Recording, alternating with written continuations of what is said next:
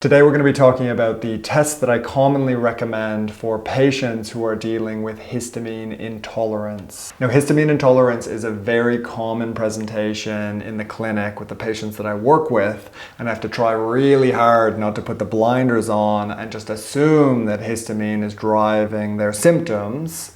You know, I keep an open mind, recommend some specific testing, and also the maintenance plan initially and the initial recommendations, they can help to confirm whether histamine is driving their symptoms. And so if we're talking about some really common symptoms, there are just a whole raft of symptoms that could be driven from a histamine intolerance or a histamine overload in the body. Too much histamine in the body, symptoms. And if we're looking at this great little diagram, it's outlining some histamine receptors, H1, H2, H3, H4, H2 over here. The really big one with H2, it's got a lot to do with gastric acid secretion, hydrochloric acid. And so here we can see a whole bunch of symptoms from that point right there. Diarrhea, stomach aches, cramping. I see a bit of reflux involved here as well. If we're coming over here to the central nervous system, vertigo, you don't see that frequently, but that is a pretty significant symptom of histamine intolerance. Headaches, very, very, very common. Unexplained nausea, that's a big one too, for sure. And then if we're choosing out a few other ones that I see all the time, hives, urticaria. If I'm seeing hives in a patient and there are other symptoms of histamine intolerance, I'm going to be strongly suspecting that's a root cause driver of the hives. Flushing of the skin, itching's big, arrhythmia is pretty darn big, and then the other really, really big one here is congestion of the nose, sinus congestion, that's a really big one, sneezing. Now the most important thing to cover and that you understand is there is no great direct test for histamine intolerance. There's no test you can do that says, yep, it's histamine intolerance, or no, it's not. There's no binary test.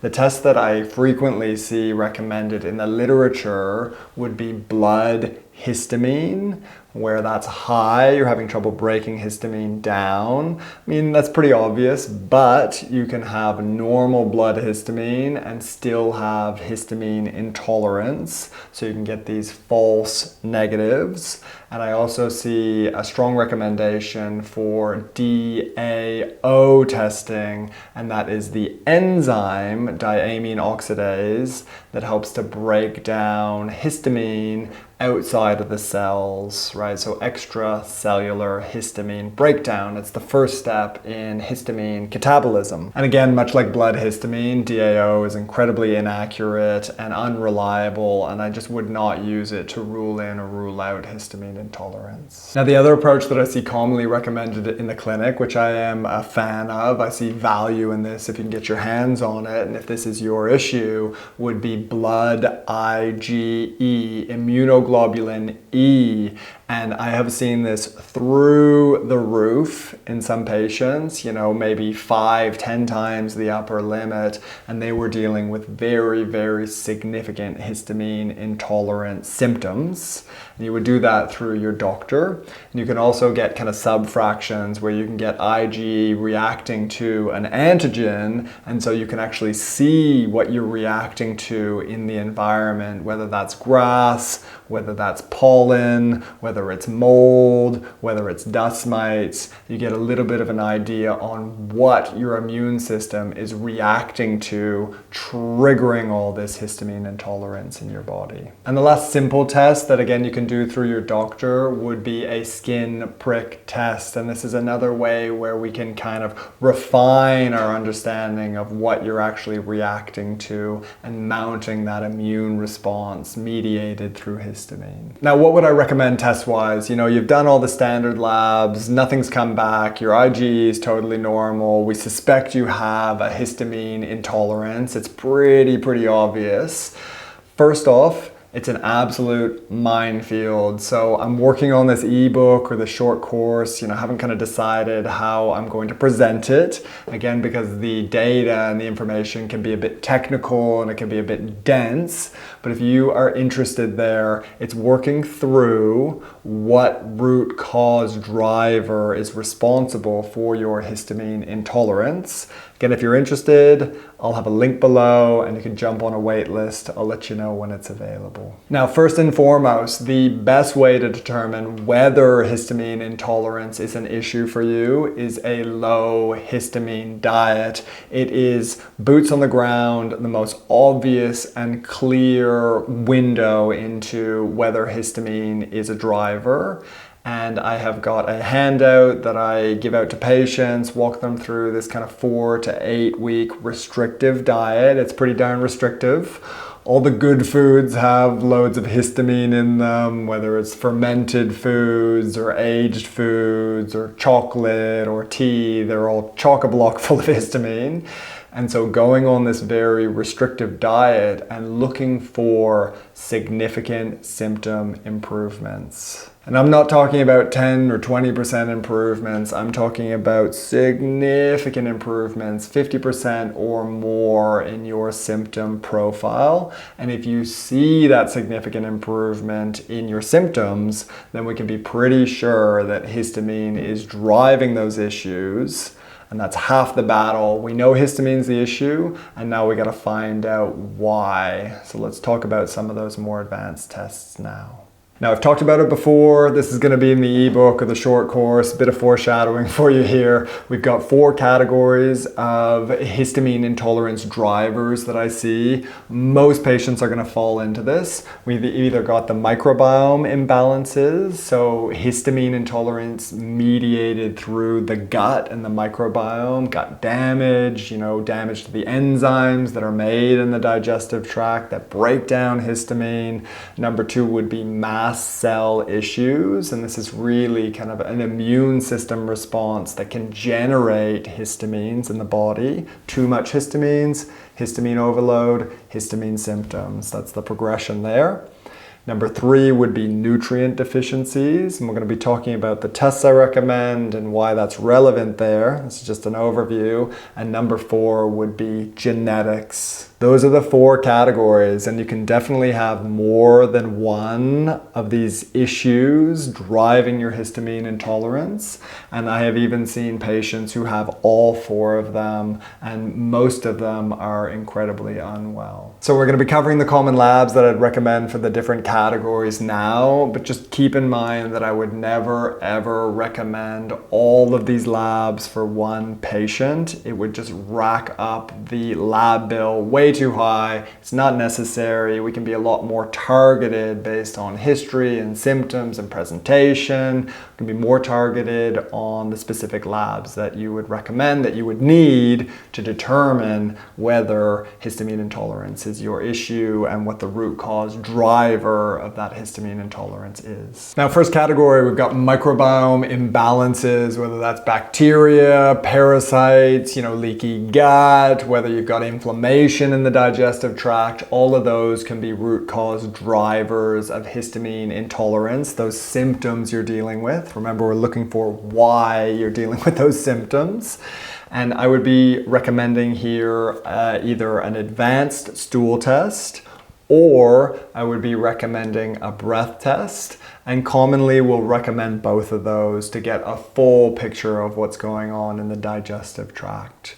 And so patients here will either be bloated, distended, gassy, they'll have abdominal pain, they'll feel nausea, there's a bunch of things going on with their digestive tract, and they're telling me, my gut is a mess. I'm constipated one day, and then I've got diarrhea for 3 days, and then I'll skip 3 days. We really obviously have an imbalance in the digestive tract, and we want to confirm what that is. Is it SIBO? Is it a parasite? Is it leaky gut? What is driving those symptoms? And that is a huge nexus point and a huge reason for root cause driver for histamine intolerance. So when we're looking at a quality stool test, I would recommend a DNA-based stool test. The culture and microscopy stool testing, they're just outdated. I don't even really look at them anymore. I don't think they provide valuable data. We're really looking at the DNA-based stool tests. And ideally, you would have a marker on leaky gut and inflammation and also your ability to generate enzymes from the pancreas. Now those are stool testing. That's looking at the large bowel. If we're concerned about the small bowel, and that would be you reacting to foods quite quickly, you know, within an hour you're bloated and gassy and you're running to the bathroom or you're feeling quite nauseous, I would be suspecting SIBO or some form of overgrowth in the small bowel. And I have my very specific SIBO breath test recommendations that you can check out here. So category number 2, we've got mast cells, and this is really an immune mediated issue. And if I am convinced that my patient is dealing with mast cell issues, mast cell activation, MCAS, then I will refer them back to their prescribing doctor. They frequently get referred on to an immunologist who is going to be running some very kind of unusual tests to assess for mast cell activation, just to rule it in or rule it out. Now the most important test where I sit clinically when I'm suspecting that mast cell involvement might be at play would be an organic acids test or an OAT test from Mosaic Labs. They used to be called Great Plains Labs. And this one's going to be looking for a whole bunch of different mast cell triggers. Could be bacteria, could be fungal overgrowth, mold growing in the digestive tract. That's why I'm a huge fan of Mosaic Labs. They have some very unusual and specific markers for green mold, aspergillosis growing in the body. If you miss that, you're never going to get better. If you have that, that is priority number 1, 2, and 3 to resolve your histamine intolerance. Now, the OAT test also has indicators of mold exposure in the environment, which is a huge root cause driver of histamine intolerance.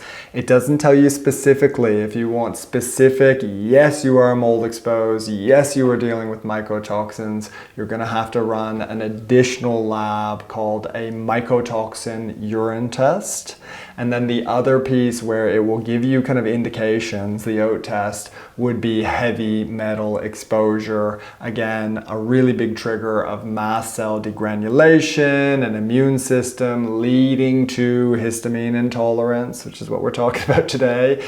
But again, the OAT test isn't going to tell you, yes, you are exposed and you have heavy metals. It's going to tell you, look, it's likely, and then we would run a hair mineral analysis off the back of that lab. Now, before we move on, if you're getting something out of this video, then subscribe so you don't miss future videos. And if you're living in Australia or New Zealand, you're dealing with digestive health issues, then reach out to us here at the clinic. There will be a link in the description below. Third category of histamine intolerance and the testing that I would use to kind of get to the bottom of whether this is driving your symptoms would be nutrient deficiencies. And we are going to be talking so much more about this because I have found that this is really helpful for my patients that are stuck. And the really big piece, again, it's going to be a simple overview now and we're going to dive into it later, but what's the kind of relevance here? One of the relevance for nutrient deficiencies is poor enzyme function in the body. And I'm not talking about digestive enzymes. I saw a comment about that before, so I must not have been clear. I'm talking about the enzymes that run the pathways in our body. Everything runs on enzymes, which is just kind of like a mind-blowing moment if you didn't know that.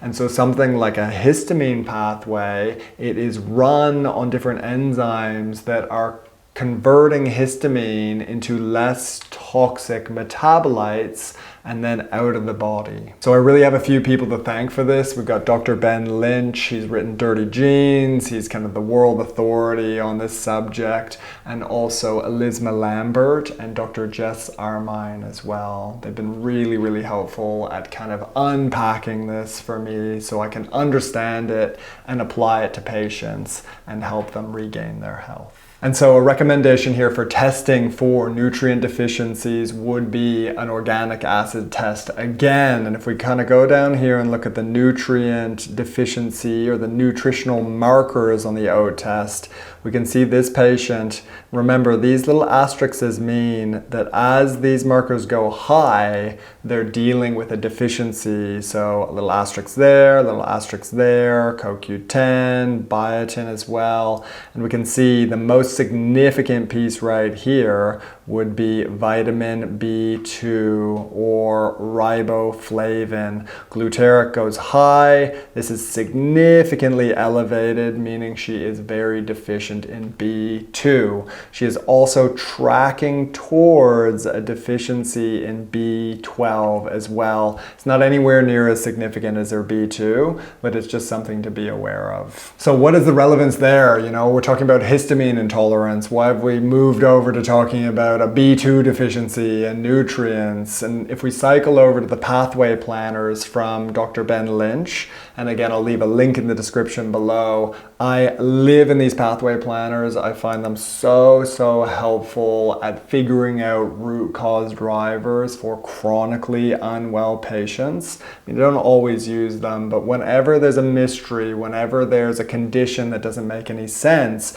whenever we're trying to find the root cause drivers, say, of a histamine intolerance, we come in here and we see if we can piece it together. And so this is how histamine gets broken down in the body. All these little circles are enzymes, and all these letters and, you know, some of the kind of numbers here as well next to them in green indicate a cofactor or a coenzyme.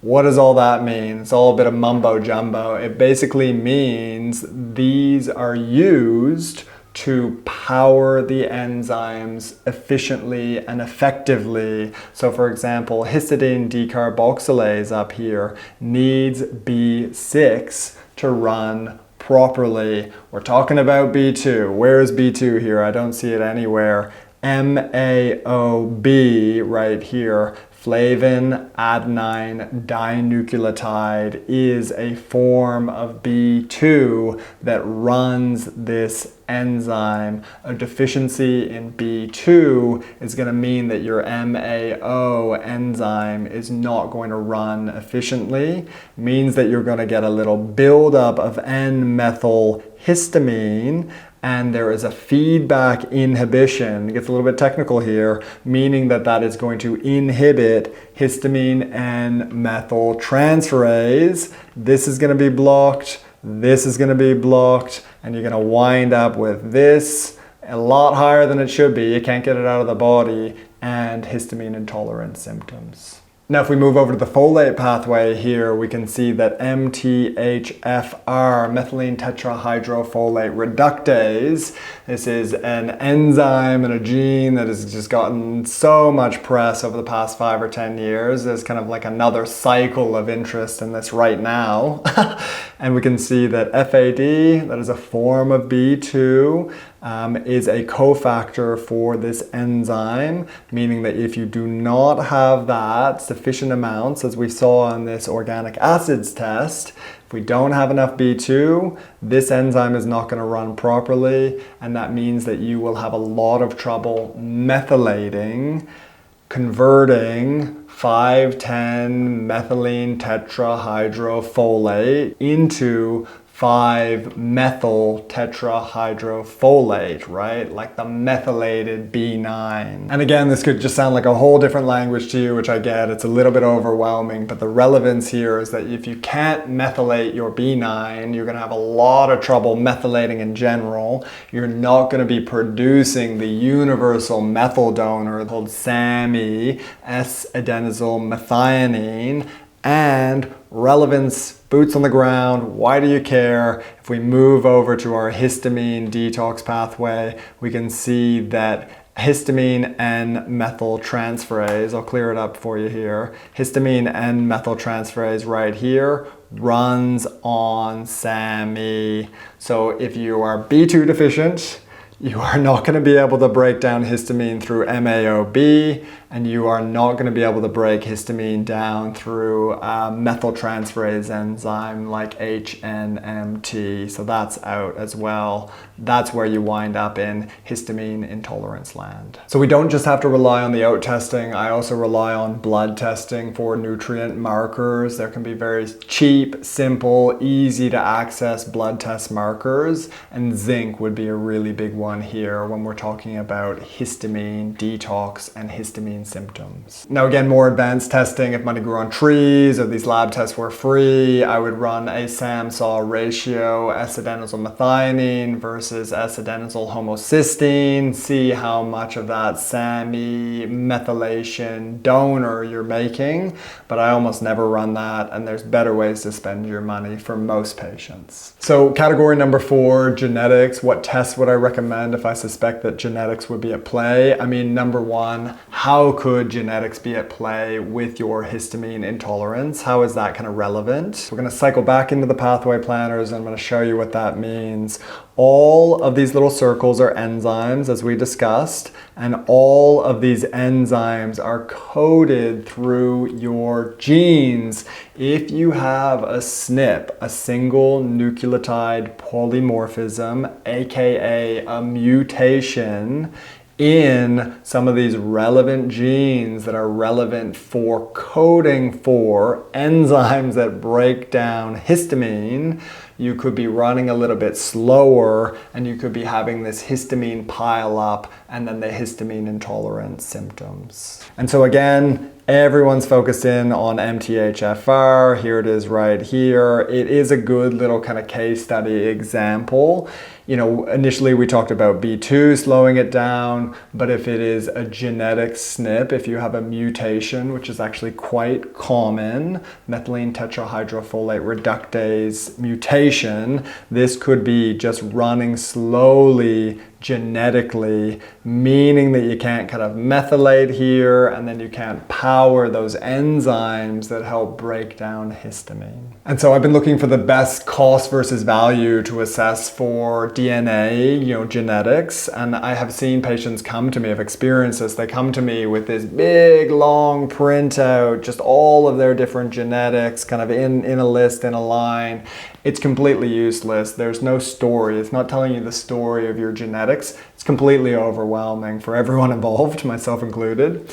And so my recommendations to my patients would be to use something like Ancestry DNA here, and use that raw data and upload it to Stratagene here, and there will be links in the description below if you missed those websites. And Stratagene is Dr. Ben Lynch's baby, and he has put together a very easy to follow, well mapped out genetic kind of interpretation of the raw data. Thankfully, he'll accept other raw data like Ancestry DNA, and he will spit out this really, really easy to use story of your genetics and how it impacts things like histamine breakdown. Now, I don't frequently recommend genetic testing, not nearly as much as some of my colleagues. I don't find it as valuable compared to a functional test. So something like an oat test is actually telling you what's happening in your body right now. I find that really actionable data, really useful data. Genetic testing, I'll keep in the wings, and if things aren't going according to plan and there's still kind of confusion and the patient isn't progressing as well as we would like them to, genetic testing is definitely helpful to get to the root cause drivers of some of those issues like histamine intolerance. Now, herbs are a great way to intervene with some patients that are dealing with histamine intolerance. I've got my favorite herbs that I turn to again and again. I get really good results again in the right patient, and you can check out more on that here.